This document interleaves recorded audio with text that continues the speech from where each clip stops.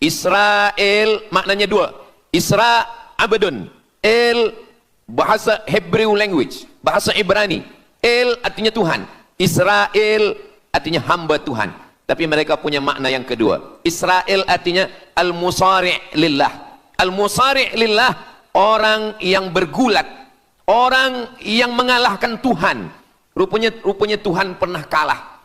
Dan ketika Tuhan kalah, lalu Tuhan memberikan hadiah satu petak tanah, dan tanah itu adalah tanah Palestina menurut mereka. Jadi mereka meyakini bahwa ketika Tuhan dikalahkan oleh Israel, maka hadiahnya adalah bumi Palestina. Itulah kenapa mereka amat sangat ingin mengambil tanah itu. Tapi kita pula, Palestina bagi kita adalah hijrahnya Nabi Muhammad sallallahu alaihi wasallam yang dituliskan dalam Al-Qur'an. A'udzubillahi minasyaitonir rajim. Subhanalladzi asra bi'abdihi lailan minal masjidil haram ilal masjidil aqsa alladzi barakna haulah. Dulu semasa belajar di Al-Azhar ada satu subjek namanya Al-Milal wan Nihal. Al-Milal maknanya aliran-aliran keugamaan, wan Nihal ugama-ugama. Maka salah satu aliran itu disebut dengan Zion. Zion adalah nama satu bukit yang ada di Palestina. Lalu mereka mengambil nama ini sebagai satu gerakan dunia. Dalam bahasa Arabnya disebut dengan As-Sahyuniyah atau Zionis. Mereka ingin mengembalikan Yahudi ke Palestina. Apa yang membuat mereka ingin? Rupa-rupanya mereka meyakini bahwa mereka menunggu-nunggu seorang lelaki. Lelaki itu bernama Mesiah. Dalam bahasa mereka sebut dengan Mesiah. Dalam bahasa Arabnya adalah Al-Masih. Al-Masih diambil dari kata masaha. Masaha artinya disapu. Kita dalam wudhu ada menyapu. Idza qumtum ila shalah, kalau kamu ingin sembahyang, fasilu wujuhakum, muka dibasuh. Wa aydiyakum ilal marafiq, tangan pun dibasuh hingga ke siku. Tapi kepala dengan telinga tidak dibasuh. Kepala dengan telinga disapu. Wamsahu biru'usikum, disapu. Jadi kenapa dia dikatakan Al-Masih? Kerana dua. Pertama, waktu lahirnya badannya disapu dengan minyak. Yang kedua, setelah dia besar, bila dia tengok orang lumpuh, dia sapu. Orang yang lumpuh boleh tegak berdiri. Bila nampak orang buta, dia sapu. Orang buta boleh menengok. Bila nampak orang mati, dia sapu. Dan orang mati pun boleh tegak berdiri. Dia tunjuk tanah, ya ard umbuti, wahai tanah tumbuh tanaman. Dia tunjuk langit, ya sama imtiri, turunkan hujan. Dia tunjuk orang mati, ya mayyit qum, orang mati tegak berdiri. Maka dia disebut dengan Al-Masih. Tapi Al-Masih ini ada yang original. Itulah dia Al-Masih Isa anak Maryam alaihi salam. Tapi ada Al-Masih satu lagi. Macam Isa. Orang Arab bila ada mangkuk, mereka sebut dengan wi'a. Kalau mangkuk ini emas, mereka katakan al-wi'a az-zahabi, mangkuk emas. Tapi kalau mangkuk ini dari perak, tapi dibalur dengan emas, mereka akan mengatakan al-wi'a al-mudajjal. Dia bukan emas, tapi dia nampak macam emas, maka dia namanya mudajjal. Begitu juga dengan Al-Masih ini. Al-Masih yang betul-betul Al-Masih, dia adalah Al-Masih Isa anak Maryam. Tapi ada yang macam Al-Masih, bentuknya macam Al-Masih, macam mukjizat Al-Masih, tapi dia bukan Al-Masih. Itulah dia Al-Masih Ad-Dajjal. Sebenarnya mereka sedang menunggu Al-Masih Ad-Dajjal. Kita pula sebelum salam, kita minta perlindungan kepada Allah dari Al-Masih Ad-Dajjal. Allahumma inni a'udzubika min adzabi jahannam wa min adzabil qabri wa min fitnatil mahya wal mamat wa min syarri fitnatil masihid Dajjal. Kita minta tolong pada Allah supaya jauh daripada Dajjal. Mereka menunggu-nunggu Dajjal. Kenapa mereka ingin menunggu Dajjal? Sebab menurut mereka, bila Al-Masih Dajjal ini datang, maka nanti kambing akan berdamai dengan serigala. Semua akan hidup tenang. Dan mereka akan menjadi penguasa dunia. Selain daripada Yahudi Israel adalah ghaim. Ghaim adalah keledai tunggangan. Jadi sebenarnya sesiapa saja pun yang bukan Yahudi, dia hanya akan menjadi keledai. Dan mereka ini adalah agama yang juga sebagai suku bangsa, yang juga sebagai sebuah negeri. Kita Islam, agama kita, tapi bangsa kita Melayu. Dan kita tinggal duduk, ada Melayu di Sumatera, ada Melayu di Semenanjung, ada Melayu di Kalimantan, Borneo. Melayu tersebar di beberapa negara. Tapi Yahudi tiga. Yahudi sebagai agama, Yahudi sebagai bangsa, Yahudi sebagai negeri. Mereka ingin mewujudkan ketiga-tiga ini menjadi satu. Kami bangsa Yahudi, kami agama Yahudi, dan kami punya negeri Yahudi. Itulah keinginan mereka. Maka mereka sedang menantikan raja mereka. Raja mereka adalah Al-Masih Ad-Dajjal. Dan Al-Masih Ad-Dajjal ini akan turun kalau syarat-syarat ini mereka penuhi. Kata Syekh Fargallah dalam subjek Al-Milal wan Nihal. Maka yang pertama diminta oleh Al-Masih Ad-Dajjal ini adalah semua Yahudi kembali kepada bumi Israel. Mereka mengatakan itu bumi punya dia dan semua akan kembali. Rupa-rupanya mereka tiada punya negeri. Sama macam nasib orang Kurdi. Kurdi ada di Turki, Kurdi ada di Irak, Kurdi ada di beberapa belahan bumi. Syekh Amin Al-Kurdi, mursyid tarekat Naqsabandiyah di Mesir, orang Kurdi, tapi duduk di Mesir. Syekh Muhammad Said Ramadan Al-Buti, orang Kurdi, tapi duduk di Suriah. Salahuddin Al-Ayyubi, orang Kurdi, tapi dia raja di Mesir.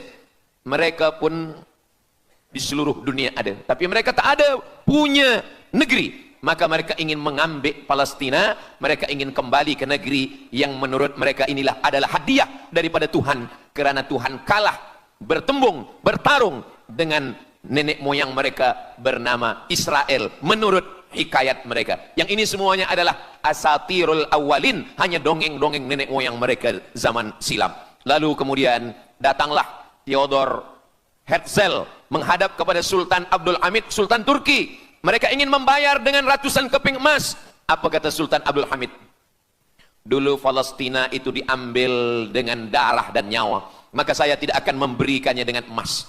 Lalu kemudian apa yang terjadi? Mereka menghalau Sultan Abdul Hamid dengan seorang lelaki bernama Mustafa Kemal Ataturk.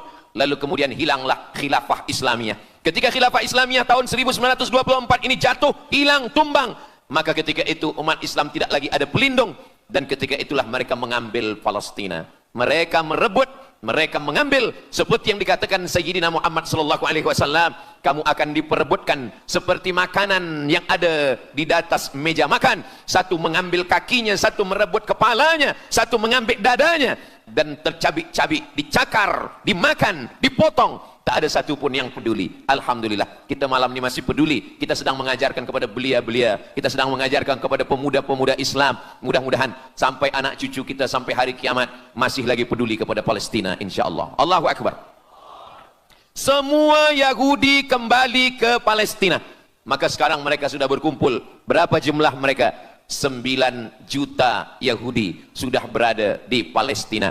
Itu syarat supaya Al-Masih itu turun. Sebab Al-Masih tidak mahu turun kalau Yahudi-Yahudi ini tidak kembali ke Palestina menurut mereka. Maka Yahudi dari Rusia kembali, Yahudi yang ada dari Amerika kembali semuanya. Dari mulai tahun 1946 sampailah hari ini 2025, tahun hadapan 2026, 80 tahun lamanya mereka sudah berkumpul menunggu kedatangan Al-Masih dengan cara berkumpul. Dan mereka yang datang ini hanya keturunan Yahudi dari puak ibunya saja.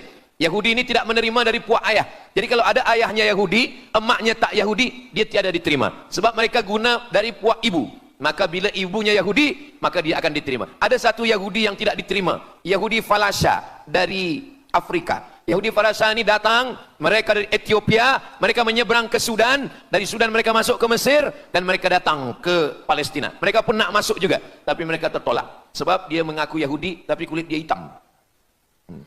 Saya tak tahu di tempat kita, tapi di tempat saya banyak juga Yahudi, namanya Yahudi pesek. Kulit dia hitam, hidung dia pesek, tapi otak dia Yahudi. Ini lebih berbahaya lagi. Mereka menyebarkan kebencian. Jadi sebenarnya Yahudi adalah makhluk yang paling unsuri, rasisme. Mereka tiada menerima selain daripada Yahudi. Siapapun yang datang ingin mengaku orang Yahudi, kalau ditengok nasabnya tidak sesuai daripada ibu, dia tidak akan diterima. Sedarlah wahai orang yang membela-bela Yahudi. Wahai orang yang membela Yahudi, kalau kamu bukan Yahudi, maka kamu tidak akan diterima, kerana Yahudi adalah agama, Yahudi adalah bangsa, dan Yahudi adalah negeri. Mereka ingin mewujudkan ini. Maka berdatanganlah Yahudi beramai-ramai, lalu mereka pun turun ke Palestina. Sampai hari ini mereka terus berdatangan. Lalu kemudian yang kedua, syarat Yahudi didatangi oleh Al-Masih, Mesias, mereka mesti menanam tanaman yang hijau. Jadi kalau mereka bayangkan, Al-Masih ini sedang berada di langit. Dia selalu memandang ke bawah. Dia tengok, Yahudi dah berkumpul atau belum? Kalau berkumpul, dia tak nak turun. Bila dah berkumpul semua ramai, baru dia turun. Dah berkumpul 5 juta, dia belum juga turun. Dah berkumpul 9 juta, dia belum juga turun. Rupanya yang kedua, dia ingin supaya tanah Palestina itu hijau. Bila nanti dah hijau semua, baru dia turun. Dan tanaman yang hijau itu pun dia yang memilihkan tanamannya. Tanamannya adalah yang disebutkan Nabi 14 abad silam, Syajaratul Gharqad. Nanti semua akan membela umat Islam. Sampai-sampai batu berkata, apa kata batu? Ya abdallah, wahai hamba Allah, hadza Yahudi khalfi. Ini di belakang saya ada Yahudi. Faktulhu, bunuhlah dia. Kata Nabi, jangankan manusia, batu pun membela umat Islam. Batu akan berkata, ya abdallah, wahai hamba Allah, hadza Yahudi. Ini di belakang saya ada Yahudi. Faktulhu, bunuh dia. Tapi ada satu yang membela mereka. Siapa dia? Syajaratul Gharqad, pokok kayu Gharqad. Allah menunjukkan sampai hari ini mereka menanam pokok Gharqad ini. Saya belajar ke Mesir tahun 1998. Musim panas tahun 1999, saya pergi ke satu kawasan bernama Aris. Selepas itu pergi ke sebuah kota, kota ini bernama Rafah. Rafah ini dibagi dua, setengah diambil oleh Yahudi, setengah lagi diambil oleh Mesir. Dari sempadan ini kita boleh menengok hijau. Lalu saya pun bertanya kepada ulama yang mendampingi kami, Tuan Syekh, itu pokok apa yang hijau? Kata Syekh, itulah pokok yang disebutkan Nabi Muhammad sallallahu alaihi wasallam. Pokok itu bernama Syajaratul Gharqad, dan mereka memang menanam pokok itu sekarang. Supaya apa? Supaya Al-Masih menengok dari atas, bila dia tengok dah hijau, dia pun akan turun menurut keyakinan Yahudi. Yahudi sudah berkumpul 9 juta orang. Pokok Gharqad sudah ditanam, sudah. Ada lagi. Apa dia? Mesti menghancurkan Babilonia. Babilonia adalah raja yang dulu menghancurkan kerajaan Yahudi. Nama rajanya Nebukadnezar. Nebukadnezar dari Babilonia menghancurkan kerajaan Yahudi. Maka Yahudi ini pendendam. Orang yang paling dendam di atas dunia ini adalah Yahudi. Nebukadnezar sudah lama musnah, tapi dendam mereka kepada Irak sampai hari ini. Babilonia itu adalah Irak. Maka siapapun yang menjadi penguasa, pasti mereka akan perintahkan untuk menghantam Irak. Dari mula George Bush sampailah sekarang, Irak selalu dihantam. Dituduh bahwa Irak ada punya senjata membunuh manusia. Mereka katakan bahwa Saddam Hussein ini ada memiliki senjata yang boleh menghancurkan peradaban manusia. Akhirnya mereka membunuh Saddam Hussein. Apa yang terjadi? Sampai hari ini Saddam Hussein tiada memiliki apapun untuk menghancurkan umat manusia. Jadi sebenarnya adalah ini agenda daripada Yahudi. Mereka ingin menghancurkan Babilonia, dan Babilonia itu adalah Irak pada zaman modern sekarang ini. Setiap penguasa-penguasa pasti menghancurkan Irak, sebab mereka amat sangat benci dan dendam kesumat kepada Irak. Ada buku judulnya Al-Yahud fi Masr, fi Misr, orang Yahudi di Mesir. Lalu kemudian seorang jenderal Yahudi bernama Musa Dayan. Musa Dayan buta matanya sebelah. Lalu Musa Dayan ini meminta kepada Presiden Prancis bernama De Gaulle. Lalu De Gaulle pun menelpon Presiden Mesir bernama Anwar Sadat. Bukunya ada, saya simpan di rumah. Dia katakan bahwa kepada Anwar Sadat, wahai Tuan Presiden Anwar Sadat, ini mami yang ada di Museum Mesir Kaherah itu sedang sakit. Jadi untuk menyehatkannya mesti dibawa ke Prancis, ke Paris. Lalu disediakanlah pesawat terbang untuk membawa mami ini. Dulu saya pernah dengar tazkirah Ustaz Azhar Idrus, jangan anak panggil mak mami, sebab mami itu inilah mami Fir'aun. Mami return. Ini mami ini sakit, maka dia mesti disihatkan, ada bakteri, maka dia mesti disihatkan, dibawa ke Paris, Prancis. Akhirnya diterbangkan pada masa Presiden Anwar Sadat. Dibawa ke hospital, sampai di hospital, rupa-rupanya Jenderal Musa Dayan yang buta sebelah sudah menunggu mami. Begitu mami Ramses II, Fir'aun sampai, dia terus meninju muka mami itu. Kenapa? Sebab dia dendam. Inilah yang dulu menghalau nenek moyang dia dari Mesir. Gila. Yahudi ini adalah orang-orang yang gila. Sampai hari ini, mereka punya dendam yang tak berkesudahan. Sampai mami yang sudah menjadi kering, kita pun menengoknya biasa-biasa saja. Tapi Musa Dayan melampiaskan dendam kesumat dia sampai pada masa Presiden Anwar Sadat, yang akhirnya Anwar Sadat pun mati terbunuh ditembak oleh Khalid Islambuli. Begitulah Allah Subhanahu wa taala menceritakan saksi sejarah supaya umat Islam faham bagaimana pikiran, bagaimana sakit jiwanya orang-orang Yahudi. Mereka sudah berkumpul di Palestina 9 juta. Tanam-tanaman hijau sudah ditanam. Irak sudah dihantam. Hancur lebur Irak. Apa lagi yang mereka lakukan? Tanah Palestina mesti merah. Tanah Palestina tidak boleh hitam. Tanah Palestina mesti merah. Apa yang membuat tanah Palestina merah? Merah karena darah budak-budak, anak-anak yang tak berdosa dari Palestina. Jadi kalau ada orang yang hari ini terheran-heran, mengapa mereka membunuh budak kecil? Mengapa mereka menjatuhkan bom untuk menghancurkan rumah, membunuh perempuan yang hamil tiada berdosa? Tapi bila orang faham, dia mengerti, sesungguhnya mereka ingin supaya darah anak-anak yang tiada berdosa itu tumpah. Kalau darah itu sudah tumpah, disitulah mereka menantikan supaya Al-Masih Mesiah itu turun membela, sebab itu adalah raja di raja mereka. Apa yang terjadi sebenarnya hari ini? Yang terjadi sebenarnya adalah mereka membangun, membina sebuah kerajaan dari khayal, dari fikiran gila. Maka ada seorang yang tidak percaya kepada Allah, dia atheist, dia tak percaya kepada Tuhan, namanya Roger Jarudi. Tapi akhirnya dia dapat hidayah, dia masuk Islam. Selepas masuk Islam, dia tulis buku bahwa Israel Yahudi mendirikan negara berdasarkan mitologi, berdasarkan khurafat, berdasarkan kisah-kisah bohong, dusta. Tapi mereka percaya dengan dusta itu. Lalu kemudian Roger Jarudi ditangkap oleh pemerintah Prancis, dimasukkan ke dalam penjara. Bukunya diterjemahkan ke dalam bahasa Arab, diterjemahkan ke dalam bahasa Melayu. Roger Jarudi, bagaimana orang Yahudi Israel membina kerajaan negara berdasarkan khayal, berdasarkan tipu, berdasarkan dusta, berdasarkan mitologi, berdasarkan asatirul awalin, dongeng-dongeng daripada nenek moyang mereka dulu. Lalu kemudian hari ini kita sudah menengok darah itu sudah tumpah merata-rata di tanah Palestina. Kenapa Al-Masih Mesiah belum juga turun? Kenapa belum datang juga Mesiah yang mereka tunggu itu? Rupanya ada syarat lagi yang belum. Apa dia? Mereka mesti membina satu yang disebut dengan Haikal Sulaiman, Temple of King Solomon.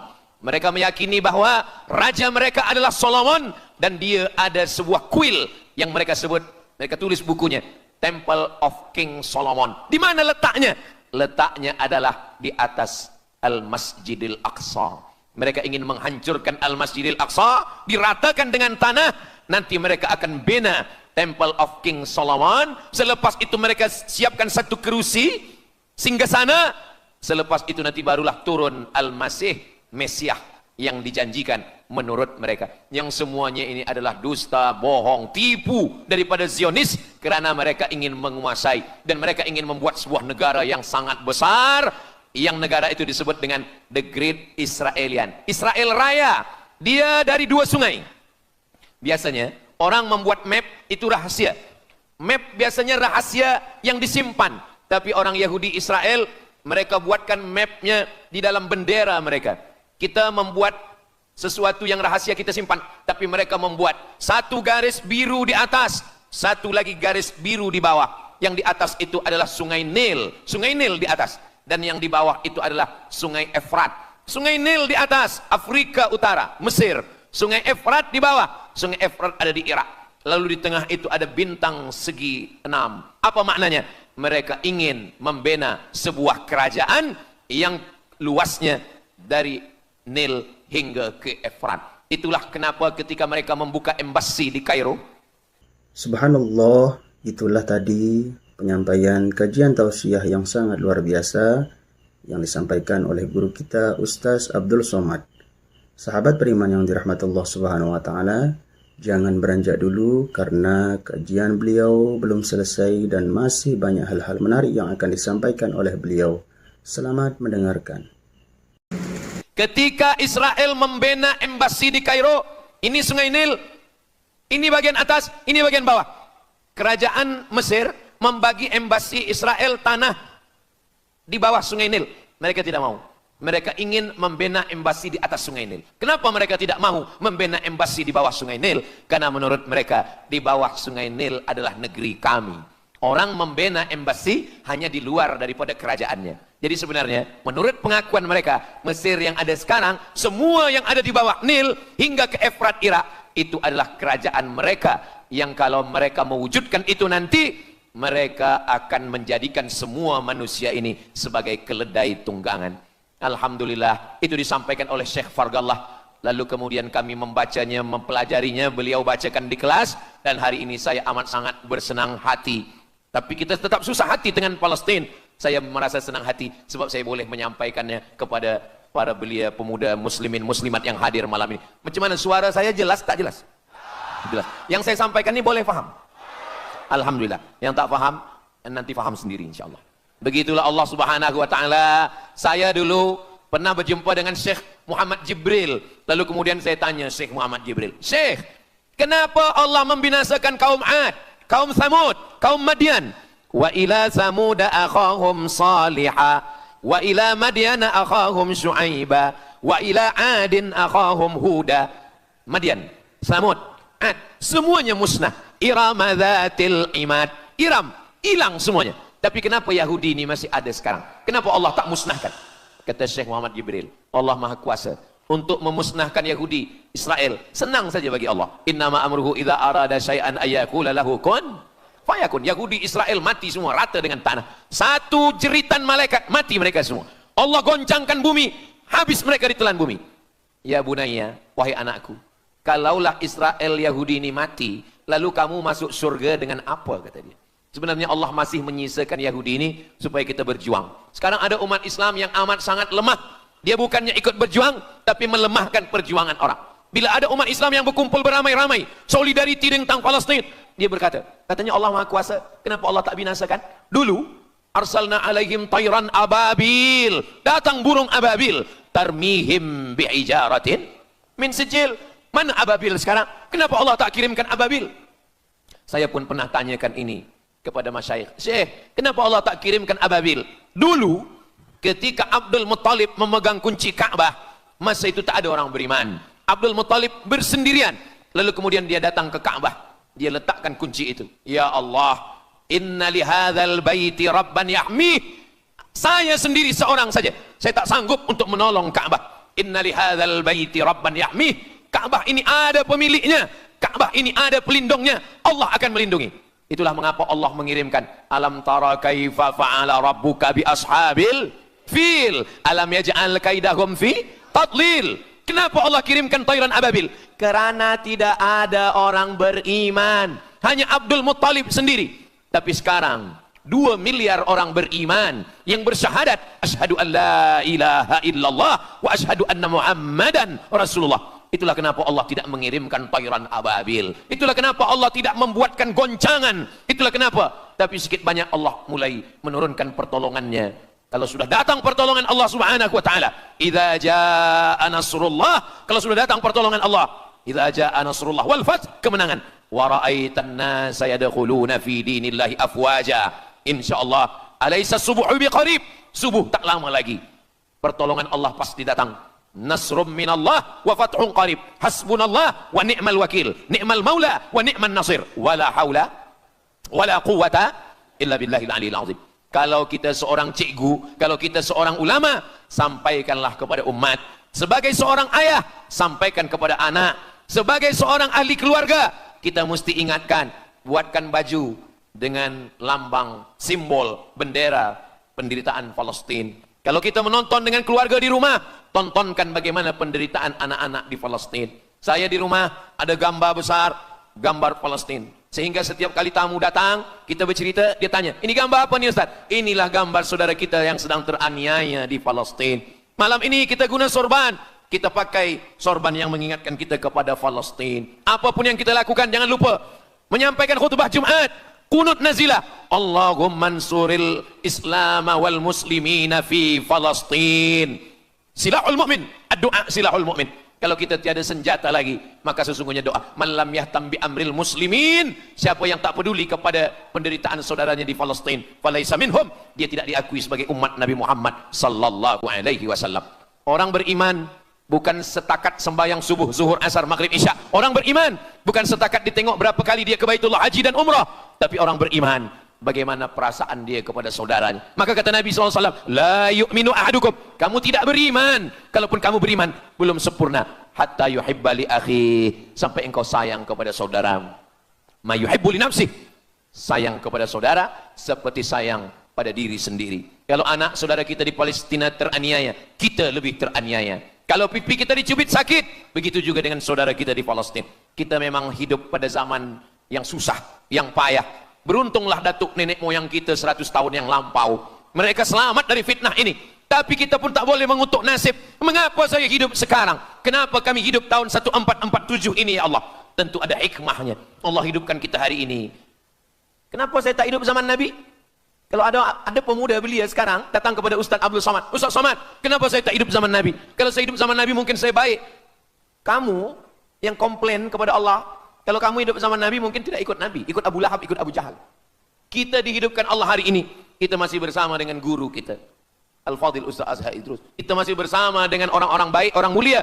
Alaikum bil jamaah, kata Nabi SAW. Man syadza syadza finnar, jangan bersendirian, sendirian masuk neraka. Kita mesti berjamaah. Alhamdulillah, yang ada kuasa dengan kuasanya, yang ada fatwa dengan fatwanya, yang ada ilmu dengan ilmunya.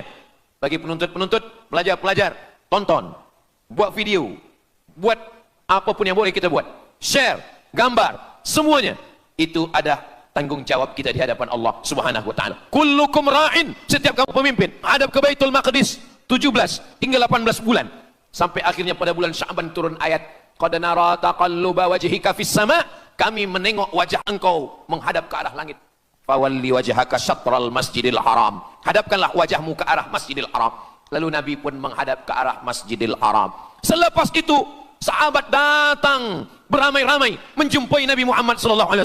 Ya Rasulullah, bagaimana saudara kami yang sembahyang, yang solat 16 bulan, 17 bulan, 18 bulan, dia menghadap ke Palestina. Apakah solatnya diterima Allah? Turun ayat, wa ma kana Allahu liyudhi'a imanahum. Tafsirnya, wa ma kana Allahu liyudhi'a salatahum. Allah tidak menyia-nyiakan sembahyang mereka. Allah tidak menyia-nyiakan solat mereka.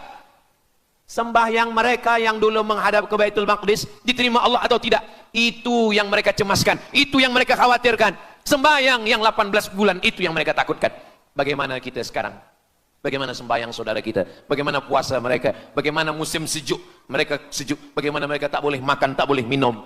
Kalau kita sudah berbuat di luar kemampuan kita, kita tidak akan dituntut di hadapan Allah. La yukallifullahu nafsan illa wus'aha. Mudah-mudahan apa yang kita lakukan malam ini, kita bangkitkan semangat jamaah. Selemah-lemahnya adalah doa. Selemah-lemah kekuatan orang beriman adalah melafazkan doa kepada Allah supaya Allah memberikan pertolongan. Tak ada yang susah bagi Allah Subhanahu wa taala. Itulah yang boleh Al-Fakir sampaikan pada malam hari ini, solidariti kita tentang Palestina. Mudah-mudahan ada manfaatnya. Banyak cakap kata yang tak berkenan di hati, menyinggung perasaan. Saya memohon maaf, beribu-ribu maaf. Mudah-mudahan yang kita lakukan malam ini diridhai Allah Subhanahu wa taala dan boleh kita bawa bekal menghadap Allah. Bila kita mati ditanya oleh Allah, inilah jawaban kita. Kami sudah berkumpul, kami sudah bangkitkan semangat, kami sudah berdoa, kami sudah menjelaskan bagaimana jahatnya Yahudi di Palestina. Akhirnya saya tutup dengan pantun penutup, menangkap puyuh di Bukit Selasih. Thank you dan terima kasih. Aku qauli hadza astaghfirullah li wa lakum. Allahu akbar. Allahu akbar. Allahu akbar. Sallu ala Nabi Muhammad. Allahumma salli ala Sayyidina Muhammad wa ala ali Sayyidina Muhammad. Terima kasih segala perhatian. Mohon maaf segala kesilapan dan kekhilafan. Wassalamualaikum warahmatullahi wabarakatuh. Alhamdulillahirabbil alamin. Demikianlah kajian penuh ilmu, hikmah dan manfaat yang sudah disampaikan oleh guru kita Ustaz Abdul Somad. Semoga apa yang beliau sampaikan menjadi ilmu yang bermanfaat untuk kita semua dan bisa kita amalkan dalam kehidupan kita sehari-hari. Sahabat beriman yang dirahmati Allah Subhanahu wa taala, mari kita doakan beliau mudah-mudahan diberikan kesehatan, keafiatan dan selalu dalam lindungan Allah Subhanahu wa taala. Dan pada para sahabat yang sudah menyimak kajian ini sampai selesai, saya ucapkan terima kasih banyak dan doa untuk sahabat semua. Semoga diberikan kesehatan, dimudahkan segala urusannya dan dilancarkan rezekinya. Amin ya rabbal alamin. Sampai berjumpa di kajian-kajian berikutnya. Wabillahi taufiq wal hidayah. Assalamualaikum warahmatullahi wabarakatuh. Setelah kita mendengarkan bersama kajian dari guru kita, Ustaz Abdul Somad, sekarang mari kita lanjutkan aktivitas kita masing-masing. Semoga apa yang sudah beliau sampaikan menjadi ilmu yang bermanfaat dan bisa kita amalkan dalam kehidupan kita sehari-hari. Selamat beraktivitas kembali buat sahabat semuanya dan sukses selalu. Sampai berjumpa di kajian-kajian berikutnya. Wassalamualaikum warahmatullahi wabarakatuh. Assalamualaikum warahmatullahi wabarakatuh.